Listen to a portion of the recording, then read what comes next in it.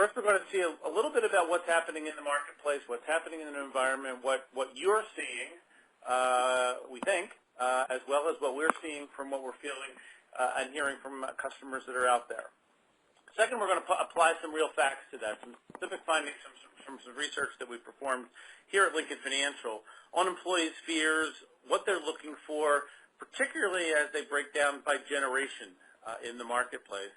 And finally, we're going to turn the mic back over to Richard, who's going to give you a little bit of perspective on how CoBiz looks at this from an overall business management perspective. So without further delay here, let me send it over to Drew, who will talk a little bit about what the benefits landscape is looking like. It's certainly changing out there. Thank you, Eric, and thanks. Welcome, everybody. Our next slide here is, it JumpStart's you a little busy here today, but I want to take us all through that. My objective is to paint a little bit of a backdrop to the entire conversation we'll have today. So if you look at the bottom of the page, you can just see a timeline that goes all the way back to the mid-'80s, and then looking forward to 2020 and beyond. And looking at this picture, the two long bars that go all the way back into the 80s, you can see, let's look at the top one, the medical one. We've indicated it with a couple of different Band-Aids, 1, 2, and 3, but that is, healthcare costs steadily rising, something I believe everybody on the call is very familiar with, this unfortunate medical inflation we're all facing and fighting each day and each year. The other long bar is the retirement plan. So, mid-'80s, we kind of moved away from, and the 401ks came out, moved away from a defined benefit plan construct to a defined contribution. So those are just a couple of the long bars. In about 2000, we all got into and started improving our inflation. That stuff was getting a little heavy. We started looking at 3 Band-Aids, so physical wellness came along. We've gone through that from participation-based, please do this, outcome-based, whether it's a smoker or non-smoker, or really get into people's biometrics. And there's some that are looking into, here are the folks that are on your high claims list. Do we want to outreach them directly? So physical wellness has been evolving and continues to do so. The next bar down, rising financial concerns, our population, a lot of young folks in the workforce these days. Are we saving enough? Are people putting enough money in their retirement plans, et cetera? Medical costs are going up. Employee cost share, really cost shifting within your benefit plans, hyperinflation in medical things, medical bankruptcies, et cetera. Next bar down, financial technology, or rather benefit technology, putting people onto different platforms that run and manage your benefits and engage your people at different levels. Changing workforce demographics is at the bottom, and think about the folks in your workforce. I think by 2025, 75% of the workforce will be millennials. By and large, at least probably half or more on the phone call are boomers. So we've got to really acknowledge that. The green bar that I didn't acknowledge yet is ACA regulation. So if we didn't have enough going on, throw that in, and we've been focused on that for the last 5 or so years, and it's been significant. So this whole thing has been a very complicated backdrop. Go down near the bottom now and look at the 2 lines. Our history was, paternal employer benefits, kind of a group think. Some executives and maybe even HR back in the day make a decision, push it out, people enroll in what you decided. Now today we're moving toward personalization. So that benefit technology is more individual think. How do we get people to buy the stuff that they want? Everyone's Starbucks is different. Everyone's Build-A-Bear is different. Everyone wants a different benefit. So that's a little bit of where we've been. If we look at the next slide, if you take a peek and really look into your benefits that are offered at each of the companies of the folks that are on this phone call today, financial wellness is on the lower right, but let's kind of look to the left, that column, physical wellness, financial education. This is most companies' benefit plans. These are the pieces. So not only in the previous slide did we have a very active landscape, most of our focus the last 5 years really focusing on ACA and all that business. Now you look at this, and this is what an employee sees. Employees see all these different benefits. If you have a medical plan and you have a high deductible health plan, you have an HSA. If you don't have a high deductible plan, you have an FSA. And if you have a special purpose FSA, there's one of those too. So employees are now, not only do they have to understand how to use the new high deductible, all those pieces are getting more complicated. Retirement plans, we have a meeting there. People are being asked to give more and more to their retirement plan. We're asking them to put into an HSA. It's a very complicated world, and you almost need a college degree to understand the financial moving parts within your benefit plan. At the bottom, look at the critical illness and the accident. Certainly much more strategic benefits today than they were in the past.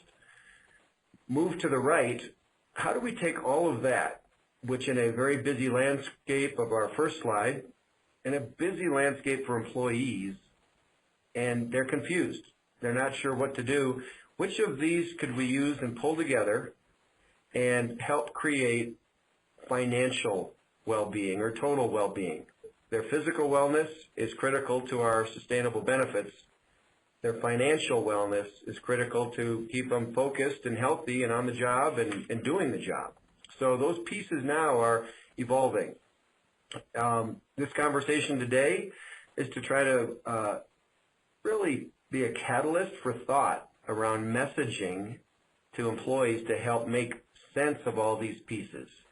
Not simply spoon feed it to them and then be happy that we sent the message and they got it, but how do we pull it all together in a way that they can make better sense of it?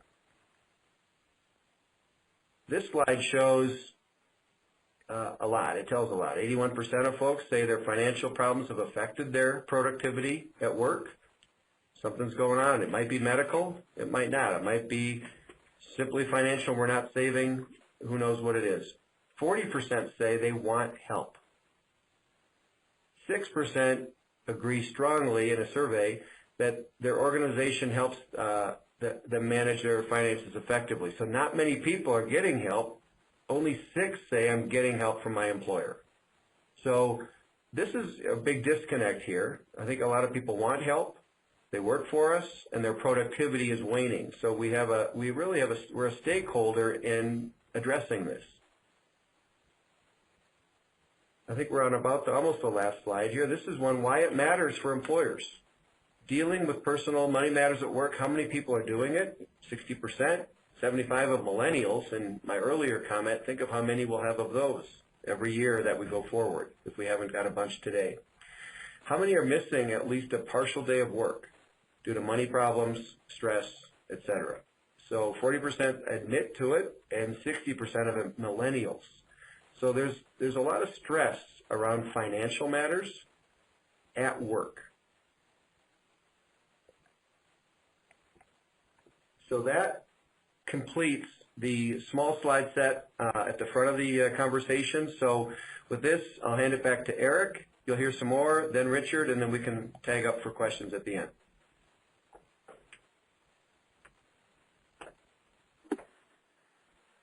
Okay, as we get the slides up, I'm going to go into a little bit more specific data and detail that we have that supports some of the messages that you just heard from Drew, but also kind of sets up what we need to be thinking about in terms of how we address the evolving thinking of the employee as they are in the workplace today.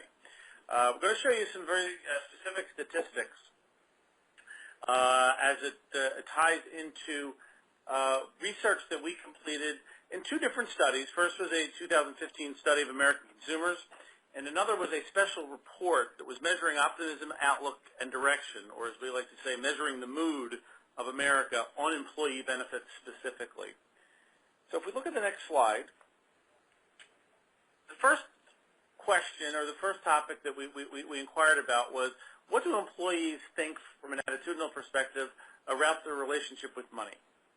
And you see a very split decision here. 36% feel very confident and in control of their relationship with money. They budget, something they enjoy. I kind of laugh when I hear that. Of course we enjoy money. It's better than not enjoying money. But it's something that they obviously think about from a positive perspective. Flip side of that is, as people think about the uses of money and where their current situation may be, there are 40%, so a little bit more, felt that they were not in control of their situation. They see it as a means to an end, and there are struggles with it depending upon what's going on at any particular point in time in their life. If we follow that onto the next slide and talk about the difference between people being optimistic and how financially secure they feel, generally people are feeling pretty good about the future, optimistically. The percentage of employees who feel that the future is bright for them is a wow and eye-opening 88%. And when you look further down, 17% feel very secure about their financial future, and only 18% feel confident they can cover expenses in the event of a major illness. So there's a disjoint between how they're defining optimism and how they're looking at financial security. So we're going to dig a little bit more deeply into that as we think about what the financial concerns of individuals are. And first question that focuses on their short-term expenses. If something happens to impact your ability to fund your day-to-day today, what would you think about it? What's your biggest concern about that? From an all-employee perspective, debt and paying bills rank fairly close together, with debt getting a few more percentage points. But that number splits when you go across the three primary working generations that we see out there. 50% of the millennials and 45% of Gen X said that debt was their biggest concern. The baby boomers, however, shifted a little bit more in favor of healthcare expenses, tying closely to their second highest, and that's outliving their money. And those two kind of go hand in hand when you think about the generation that is worried about healthcare costs, mainly because their healthcare needs are rising as they get older. Whereas the younger two generations are really focused on what I would call the more day-to-day concerns.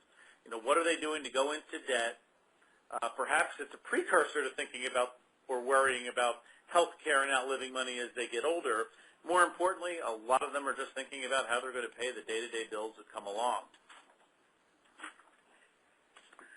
And one subject that's near and dear to a lot of hearts, particularly when you do look at that baby boomer generation, this is usually the part, if I wasn't on the webinar, I could look you in the eye, look around the room and say, there's probably a lot more of you thinking about this than not, but will I be able to retire when I want to? And that's a concern. Debt is driving a concerned individual's desire, paying bills, as well as retirement planning. Many, many people feel that their health care costs are going to be negatively impacting their ability to afford retirement.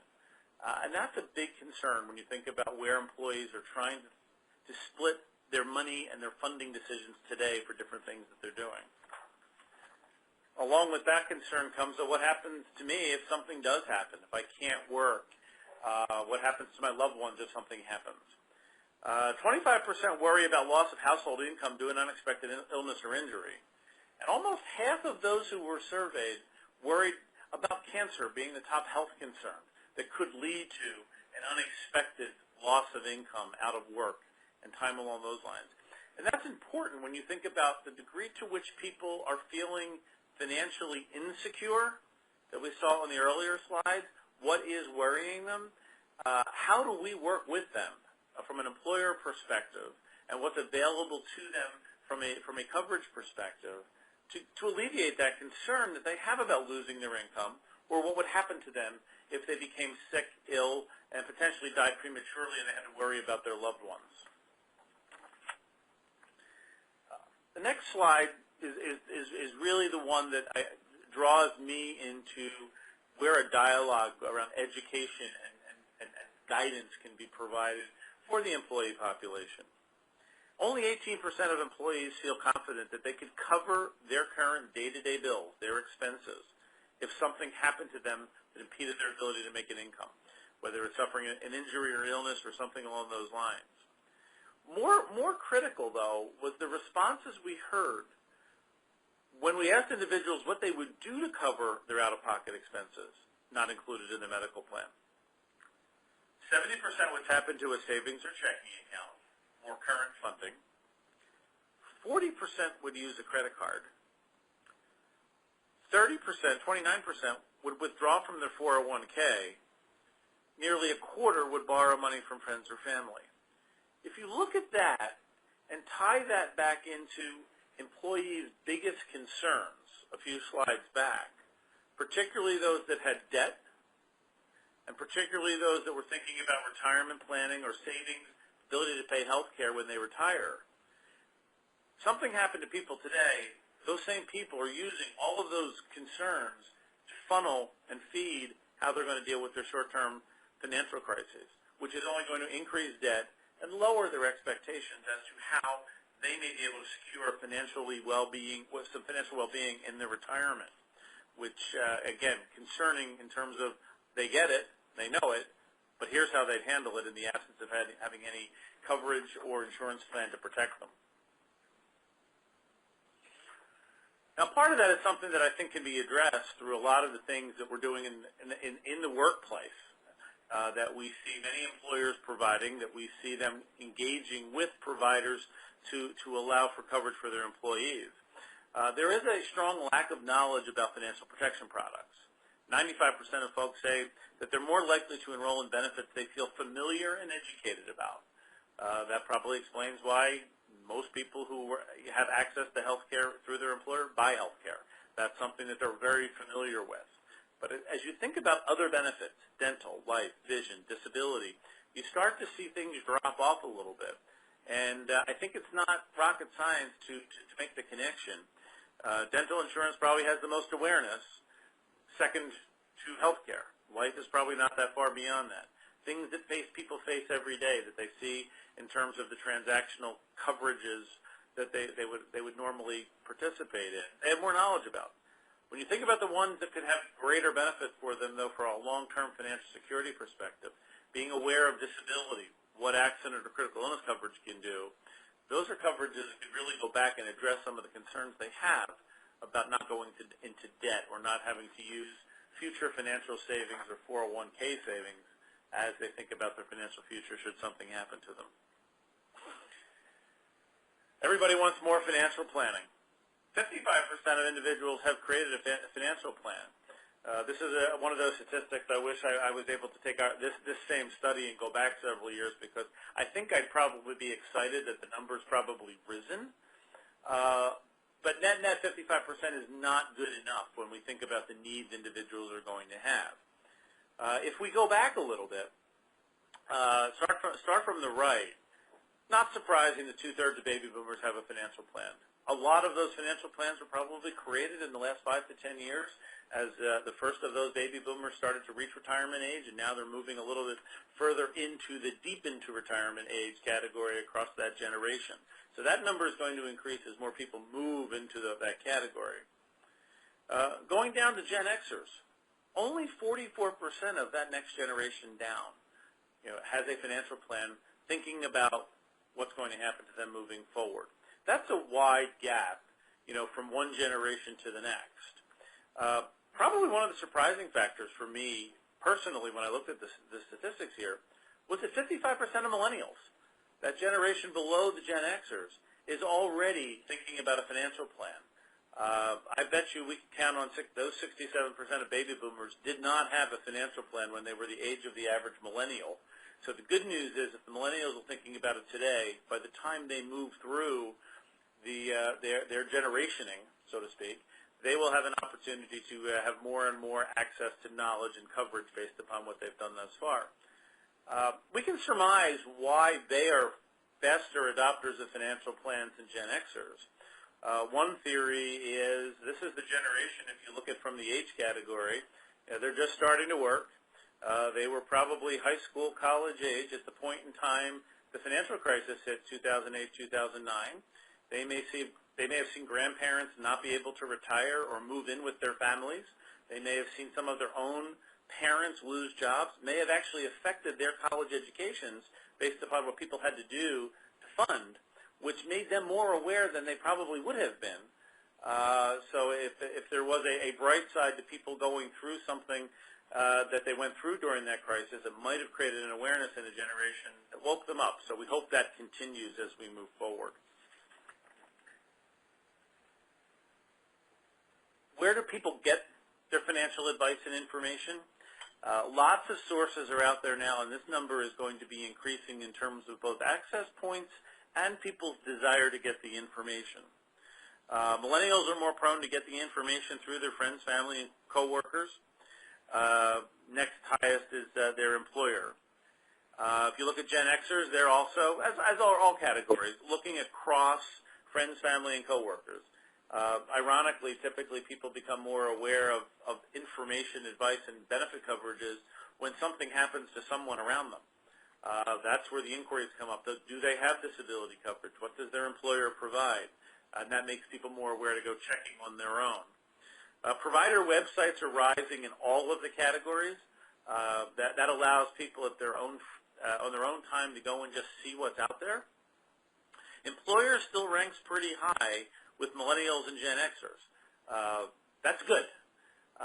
There is a strong belief that employees, and we see that born in many different surveys, that employees still want to get benefits or have access to benefits from their employers. The millennial generation, and to a large degree the Gen Xers, have started getting benefits from their employers on a voluntary basis. The voluntary benefits, whether they are traditional worksite coverages or just having employees pay for benefits, is something that they're used to. So the idea of them continuing to be markets as well as takers of that type of coverage is going to grow. Baby boomers, again, not surprisingly, they had the highest degree of financial planning under their belt. They're also seeking financial to get some of that information. And so that's probably a natural connection that we would make here. Before we turn it over to hear a little bit more from CoBiz and how they approach it from an employer perspective, we'll close by talking about where the non-medical benefits and how people are affected by their workplace, where they get things from. The HR department still is an area that people will contact first. Again, I think the connection and the affinity people feel towards getting benefits or having benefit access through their employer puts a trusted advisor role into an HR department. We know not all HR departments are staffed to provide that information, so it's important for both employers and the providers that they're working with to make sure there's great access, whether it's through provider websites, which is also becoming a highly utilized a vehicle for people to use, or some other source. Being in a position to drive people towards information. Information makes people smarter, and it drives them to making a decision that is customized for them as they move forward. So as we think through that, let's now hear from Richard, who will give us a little bit of a view on CoBiz's approach and where we take it from there. Okay, thank you. And I'm going to spend just about 5 minutes talking about CoBiz Financial, kind of give you a little background on who we are, give you a sense of kind of, I know we probably have companies very large, very small, and it does drive a little bit the approach you're going to take in providing not only financial wellness, but physical, mental wellness, and those are topics I'm going to touch on as we go through this presentation. Very quickly, CoBiz Financial is a financial holding company. We are publicly traded. We have 3 different lines of business, which are banking, wealth management, and insurance. We currently have about 22 locations in 2 states. So sometimes the delivery of benefits, the delivery of education can be very challenging for us as we have people dispersed in 2 different states and 22 locations. We have 540 employees. We've been in business about 20 years, and we currently have about $3.5 billion in assets. So that's just a little background on who we are and kind of trying to size for you a little bit. And as I go through the presentation, I'll talk a little bit more about some of the constraints we have from just a financial perspective in delivering this stuff. Really, when we talk about financial wellness, as well as physical or mental wellness, we're always trying to keep kind of in focus that balance between who are our stakeholders, who's the constituency that we're trying to please or work with. Obviously, the employee and their families are very important stakeholders in the process. The employer has that responsibility in concert with the HR professionals and C-suite executives. And then finally, you always have to keep an eye on your shareholders. I think if you get things out of balance, one or the other is going to suffer a little bit. And you know, the shareholders, we have to keep an eye on their returns as well as providing good benefits to our employees. So, you know, we try to engage and impact our employees, and it's really focused around benefits, but it's usually just done on an annual basis, and it's usually the open enrollment process, and we're sitting down with our employees once a year, and we're trying to get them to focus on a lot of very complex benefits, on very, you know, things that actually really affect them. Our medical plan's fairly basic. It's fairly robust, and it is an HSA. We used to have a PPO HSA plan merged, and we moved strictly to an HSA. We've seen significant improvements in our plan as a result of doing that, and we really have made our employees consumers of medical benefits, and they do pay attention. We have a fairly standard dental plan. Our 401k is 50 cents on the dollar up to 6%. The company will do an additional match up to an additional 3%. Based upon profitability measures. But so that's the big piece for our employees and the company to have an impact on at least their primary financial wellness. Within our HSA, we've done some things to enhance that. First, to help offset some of that worry about high-cost claims and high deductibles. We will provide a family with about $1,200 a year in matching into their HSA account from the company.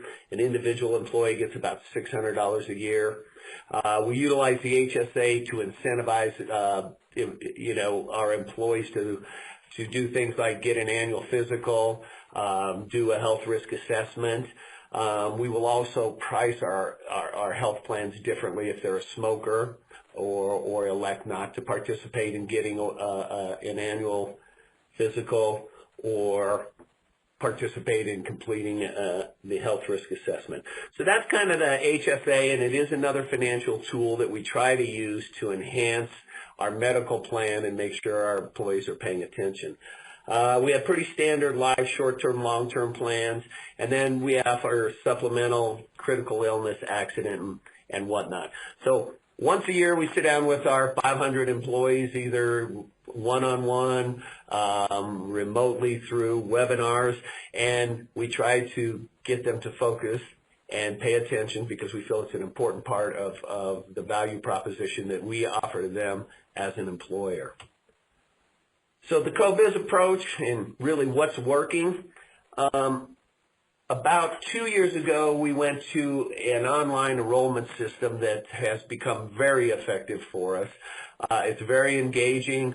It's the employee logs in. They are walked through every benefit offering we have for them. It will give explanations to them. They can click on links that will give them explanations as to why they would select one over the other. They can do comparisons.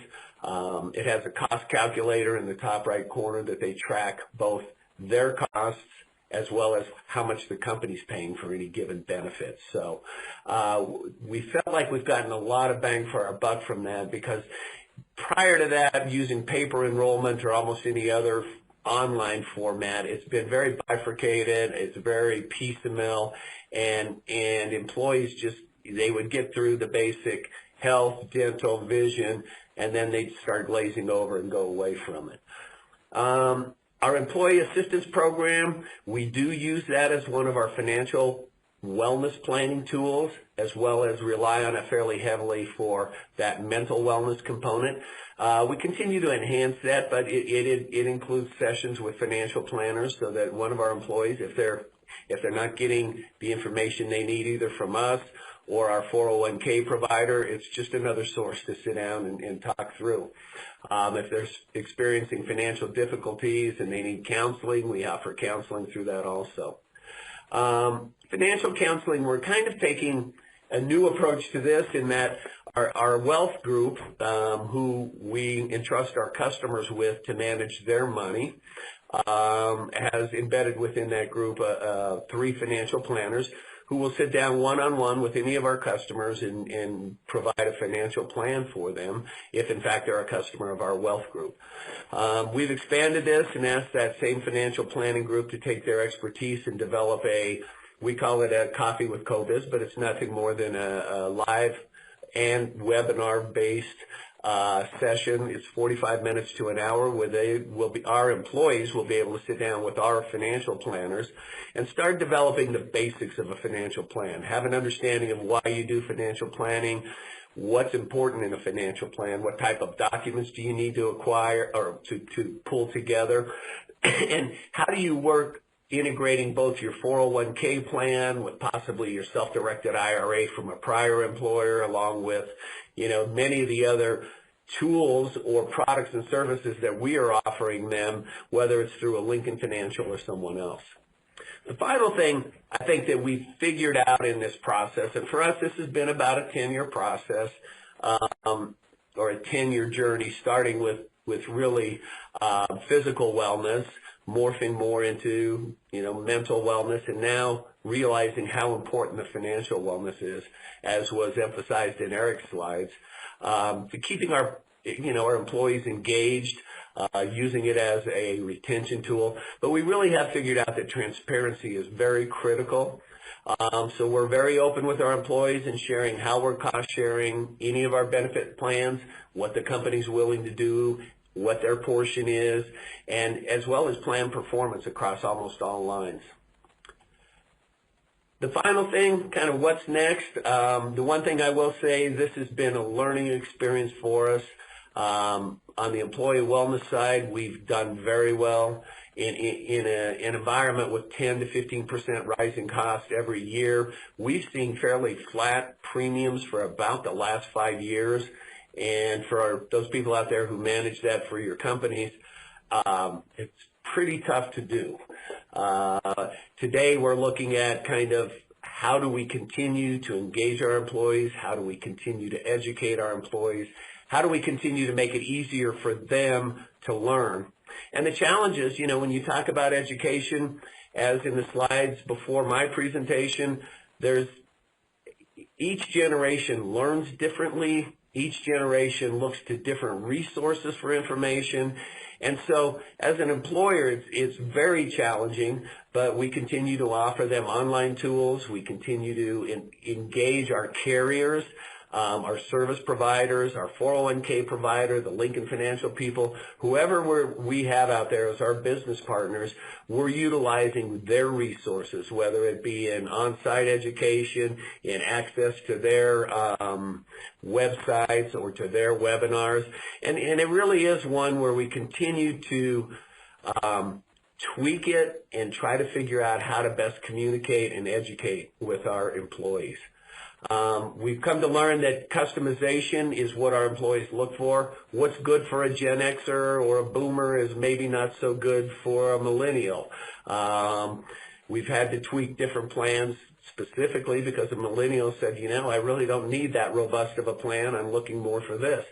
So it's a continual feedback loop, making sure we're working with our providers and our employees and our HR group to make sure that we've got a product and service that our employees would like to see. We started doing Offcycle Communication from a financial wellness perspective. We used to bring in our 401k provider once a year right before open enrollment. They would do group and individual meetings and spend time with people trying to get them to focus on financial planning. And then we'd leave it alone until the next open enrollment. What we've learned is across all 3 platforms, we really do have to do continual off-cycle communication, whether it's wellness challenges, whether it's bringing our 401k provider in twice a year or 3 times a year, whether it's having our internal financial planners meet with people more than once a year. And so those are the things I think that off-cycle communication is incredibly important. And then finally, as I noted, it really does have to be, you have to have options for each generation. I think we all communicate differently, we all think differently, and we're truly all in different, phases of our lives. So that wraps up my part of the presentation. I'm going to turn it back over to our host at the IBI, and we will go from there. Thank you so much. That was excellent. Now is the time that I'd like to open it up for any questions from our attendees. Generally, we will receive the questions in the question box on the side of the panel or the chat. I'm not seeing any right now.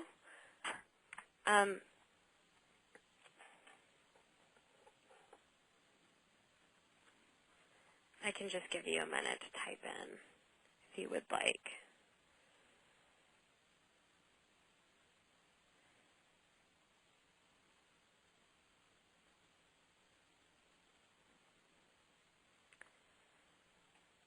In the meantime, I actually do have a question for CoBiz as a whole. How did you decide that this was a concern? How did you discover that financial wellness, so to say, was something that you should track and engage with your overall benefits plan? You know, I think it really was a kind of a learned process. We really did start with the high dollar stuff to the company, which was, you know, physical wellness. We were seeing a lot of upward pressure there. But as we started doing that and spending time with our employees, we started getting the feedback that, you know what, this is great. We need more. We had a few incidents in here in Colorado with Columbine and the Aurora Theater where we found ourselves unprepared to respond to an employee base who had kids or family or friends who were affected by that. That's when we started enhancing kind of that mental wellness component. And then, you know, as you start reading and actually spending time with Lincoln Financial and folks like that, they bring that to the forefront and say, look, here's studies. I mean, I think the information that Eric provided is invaluable in that it really is eye-opening that financial wellness can have that much of an impact on your employees, that they spend that much time on it. And, you know, when you step back and look at it, not to sound big brotherly or I've got to watch out for all my employees, but it is the right thing to do. You need to educate your employees. We're a financial services provider. We're in the financial services industry. And yet I'm always amazed at how many of my employees don't understand the basics of financial planning. They don't understand why you would use, you know, life insurance and when you would use it, why you would carry disability and things like that. So it really was for us just kind of a truly a learning experience. And fortunately, you know, the partnership we have by having an insurance subsidiary, I think I get a little bit better high-touch service from my provider, my primary provider. And Drew is someone who always challenges us to move to the next frontier, whether it's as we were going through it with physical wellness, he pushed hard. As we started down the mental wellness piece, he pushed hard for us. And now on, you know, financial wellness, he continues to say, look, this is important. It's important to your employees. And he brings in the providers that can give us the products and services that we can truly offer our employees, a well-balanced plan. And you know, it's a resource issue because they're spending their money. But as consumers, we try to keep them as educated as possible in what their costs are. We try to lever all of our vendors and providers as much as we can to keep costs down. And for us, it's provided, I mean, our turnover numbers, I think, reflect it. When we do employee surveys, we get great feedback that they appreciate what we're doing for them in these areas. And so we feel like we're getting return on investment. Great. That's great to hear. We have a second question that states, you mentioned off-cycle communication. Is there a preferred rhythm you have found to be successful, like a new topic a month or a quarter? Yeah, you know, we put together a team and we take individuals from as many of our locations as we can. I think we have about a 12 person, and we call it our wellness team or our wellness ambassadors. And we really use those people to help communicate to within our employee group. So that group meets quarterly, and we really do lay out agendas at the start of the year to say, in the first quarter, we're going to focus on, physical wellness, but we're still going to touch on the other two, mental and financial wellness. And so we'll lay out a schedule of communications through we have an employee website that everybody can log into for general information. We do a weekly communication. It's called the Monday Morning Roundup, and it goes out to every employee's desktop where we will, we get a section of that communication to talk about what topics we want to focus on. So in a year, we'll break into 4 quarters. Each quarter will focus on something different, whether it's physical, wellness, financial wellness, or mental wellness. And then within that, we will use email blasts. We will bring in people for coffee with CoBiz. That's just it's a 1-hour webinar that we do and we host. And so I think by mixing the messages up, it keeps your audience a little more interested. We had tried at one time just to stay focused only on one topic for a quarter. And I think we were getting people a little bit confused. As well as, I think, on a lot of these topics, you got to keep it front of mind or people just push it away and they really don't pay attention to it. I think you have to use as many communications channels as you have available. During open enrollment, we'll go around and do site visits to every one of our locations. We'll generally bring Drew or someone from his team. We'll have our HR staff there, and we'll do presentations to them about all of the product offerings and try to make sure that they're focused on it. But then again, throughout the rest of the year, you really can't touch them that much in person. So we do use every communication channel we have available. If I can just add briefly to that, this is Drew. The off-cycle, really for me, just kind of to someone who's not doing this yet, maybe from March to September, if you're on a 1-1 plan cycle. So that's kind of the shadow when most people don't expect a lot of benefit communications. And what I find is the benefit communication for many places that are facing some inflation, things are getting more complicated, their employees are a little bit recoiling. It's a tough time. They're accepting a lot of information in the open enrollment process. So get off of that and catch them when they're not feeling all these benefit pressures. We're not asking them for more money.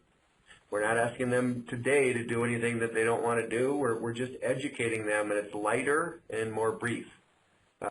Again, we label it Coffee with CoBiz. So we engage them at a time when they're prepared to receive a message. Great, excellent. And then I'd just like to put it out there that we still have some time, and if you'd like to type in an extra question, feel free to do that. I have a question for Eric.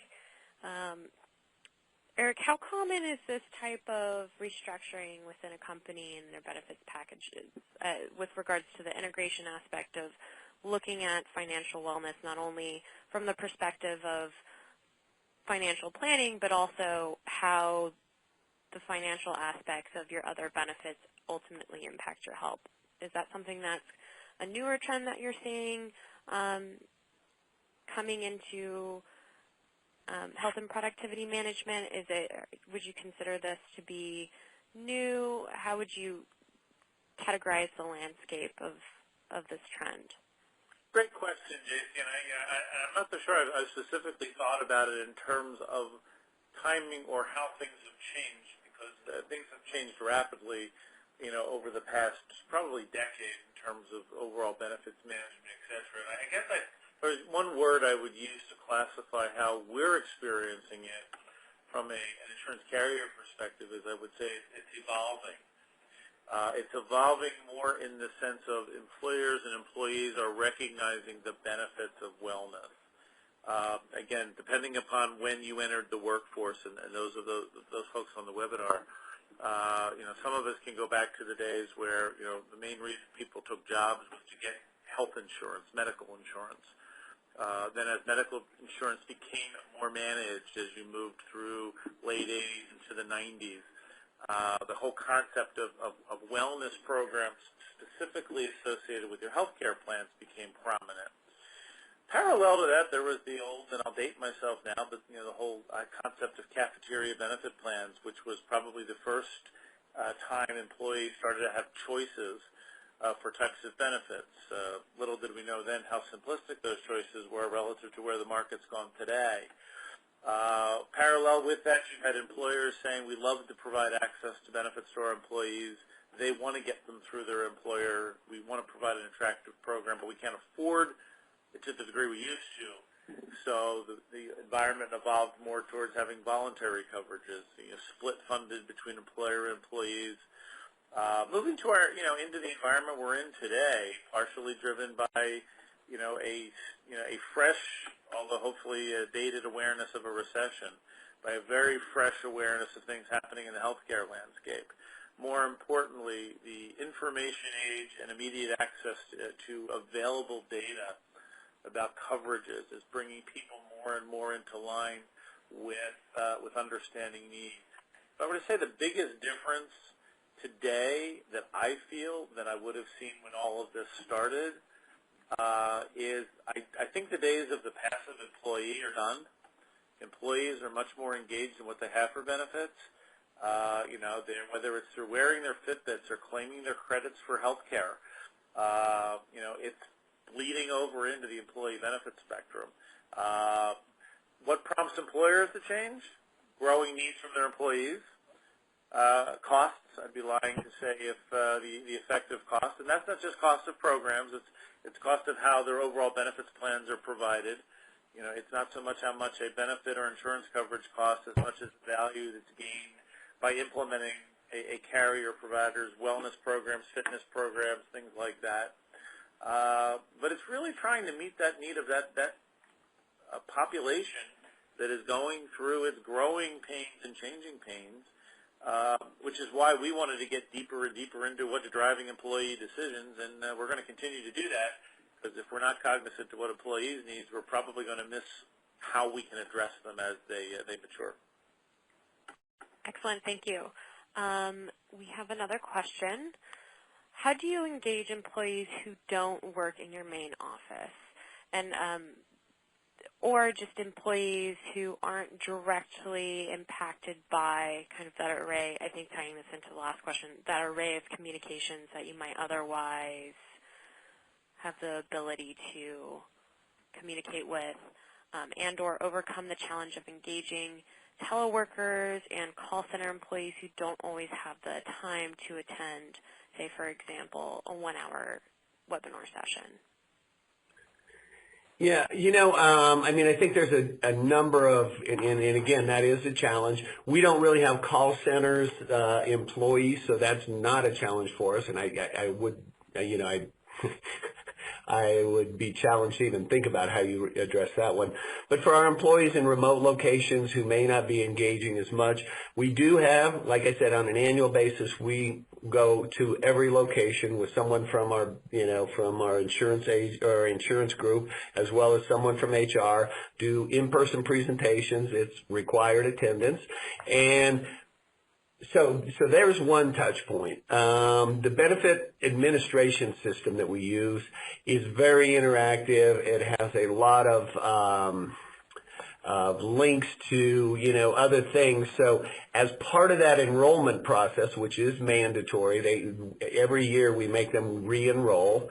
At first was painful. This new system we have is actually very nice, and it's very user-friendly. So we they are required on an annual basis to at least engage for one day. We also use, carrots, so to speak.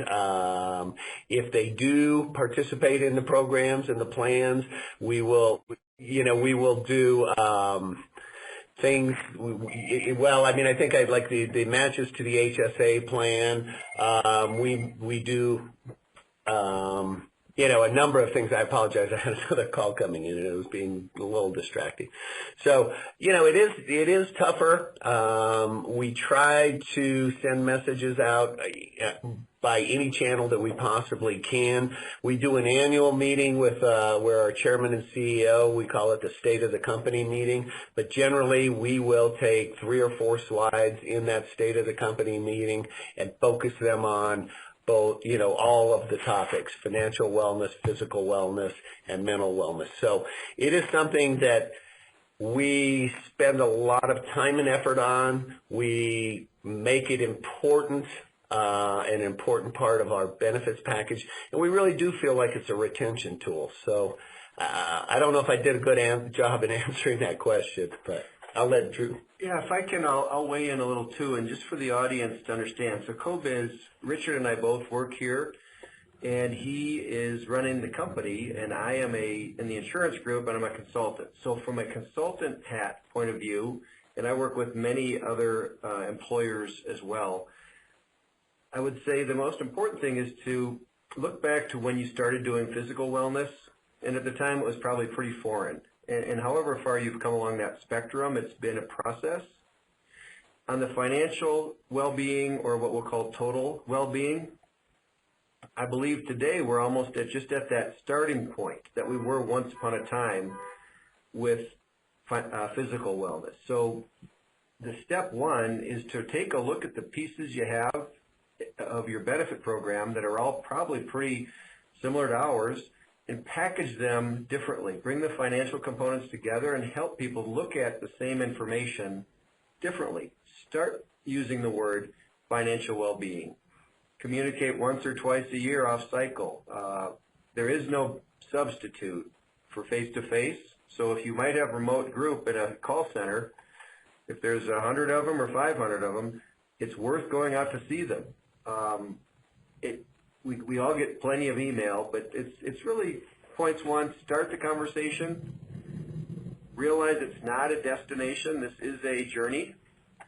And much like we've all learned and hopefully benefited from physical wellness in total, that this is indeed a worthwhile journey, and it's really just starting. And I think you'll find with your team, at your company, your executives, when you pull people together, you will find creative ideas among your populace, among your hand-picked group, that'll help propel it forward, much like the physical wellness. Key one is just get it started. And then I think this will be one of our last questions. Have you made any budgeting or financial management tools available since kind of the creation of your studies on this? So again, this is Drew. It's new enough. I have seen on the horizon a handful of startup companies in the technology space that are bringing tools to this that'll fit on your phone, your iPad, what have you, that start to assemble these financial pieces into an employee-facing dashboard. Think about the one that's in your 401k. Now imagine one that also has your HSA. It's really a medical dashboard. It's got your HSA balances, your FSA, et cetera. It's got your life insurance. So I haven't seen a Mona Lisa yet, but I see these cottage industry launches of technology that are bringing this. And if I was smart enough, I'd probably do it. But I'm waiting for the pieces to come together. We at CoBiz, we want to make sure they're tested before we put them in front of our employees, but we're advancing and also just prospecting. So keep an eye on these tools. They're exciting, and I think in the next year you're going to see some that pull all those pieces together.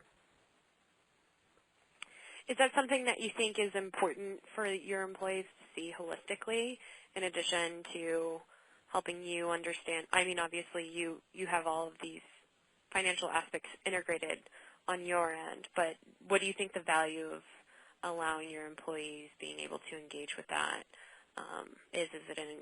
Is it mostly engagement, or do you think it's actually better for their utilization or the types of decisions that they make around their benefits? What's the interest for you?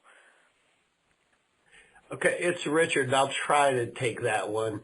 As I said earlier, Drew does push us a lot to be looking at new stuff, and we are starting to see some of these, for lack of a better word, I'd say an application that consolidates a lot of the financial information that an employee has to kind of gather, not only as they go into an open enrollment process, but as they manage their lives and try to decide, can I put additional money into my HSA account?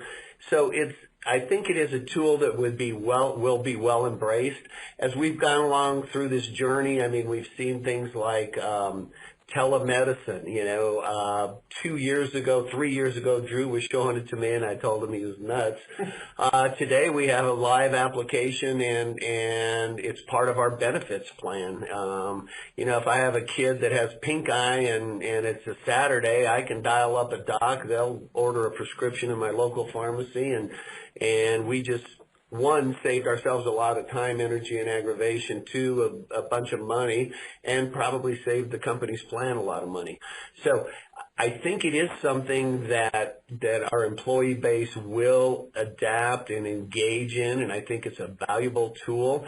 As Drew said, we haven't seen one yet that we feel is road ready. But there are a lot of people out there working on applications like this. I mean, they will continue to in my mind, they'll continue to develop, and they'll bring in, if you have money being managed by, whoever, Charles Schwab, it'll interface with that. But it would be nice if you could provide your employee with a tool to help them get their hands around, one, their current financial situation, and then two, their future financial situation. And I think back to Eric's point in the statistics he had, that their study brought out, people spend a lot of time worried about that. And, practical experience, if you have an employee that's going through a bankruptcy or hard times financially, you have an employee that's not giving you 60% of their time, even while they're present. So I think it's win-win for every constituency if we can provide tools to our employees. They're not all going to use them. They're not all going to participate. But for those who do, I think you get a lot of value. And as an employer, it continues to build some loyalty. And in today's world, that's a real challenge. I continue to look at it as, how do I use these things as recruiting and retention tools? And not everybody's going to embrace it, but if I had a tool on my phone that could give me a financial snapshot and help me make decisions as to, should I be, the extra $100 I have in this week's paycheck, should it go into my HSA account, or where can I best utilize that? I think it'd be an invaluable tool and a great service to an employee. And two quick comments to throw on top. I'll be very brief. Recognize that this generational difference is real, and we saw the pie chart earlier, millennials, boomers, and X. And if you're a boomer, the last thing you want probably is another username and password. However, the other folks love this stuff. So there is no one-size-fits-all. Don't be discouraged if it doesn't seem to fit everybody. And number two, recognize which of those buckets you are in. Richard and I are both in the boomer bucket, so we have a boomer filter. And recognize as your workforce is changing, what do you need to do to adapt to it? Because these tools are cool, but they're also impactful. So just be thoughtful. Not one thing will fit everybody. Great, excellent. And I think this is where we'll wrap it up for today. I would like to extend thanks to our attendees and our audience for giving us the opportunity to share this information with you. And then, of course, I would like to extend generous thanks to Andrew and Eric, as well as Richard, for participating today. If you have any questions for either of these two gentlemen, please feel free to reach out to me at IBI, and we can get you in contact with them. Otherwise, this webinar will be posted later on our website. It has been recorded.